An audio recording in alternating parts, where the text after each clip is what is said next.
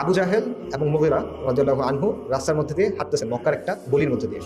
হাঁটতে হাঁটতে হঠাৎ রাসূলুল্লাহ সাল্লাল্লাহু আলাইহি ওয়াসাল্লামের সাথে দেখা। তো রাসূলুল্লাহ সাল্লাল্লাহু আলাইহি ওয়াসাল্লাম বলছেন, ইয়া আবুল হাকাম। আবুল হাকাম হলো কুনিয়া ছিল আবু জাহেলের। ইয়া আবুল হাকাম, আল্লাহ এবং তার রাসূলের দিকে আসো। আবু জাহেল কি বলছে? বলছে, তুমি কি আমাদের ইলাহদের গালি দেওয়া বন্ধ করবা না? তুমি কি আমাদের মূর্তিদের গালি দেওয়া বন্ধ করবা না? গালি দিয়েই থাকবা? তুমি চাইতো সেটা আসলে কি? যদি তুমি চাও যে আমরা সাক্ষ্য দিই, তুমি তোমার কথা পৌঁছায় দিছো, তাহলে আমরা সাক্ষ্য দিছি। তুমি তোমার কথা পৌঁছায় দিছো, কিন্তু আল্লাহর কসম আমি যদি জানতাম তুমি যেটা বলতো সেটা সত্য, তাহলে আমি এটা অবশ্যই মানতাম।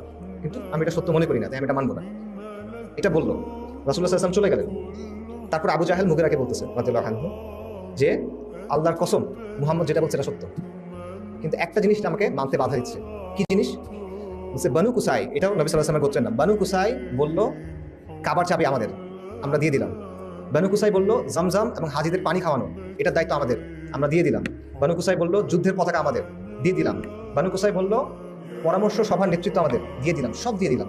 তারপর আমরা তাদের সাথে প্রতিযোগিতা করলাম এবং তাদের সমান হইলাম। আজকে এরা বলতেছে যে আমাদের মধ্যে নবী আছে।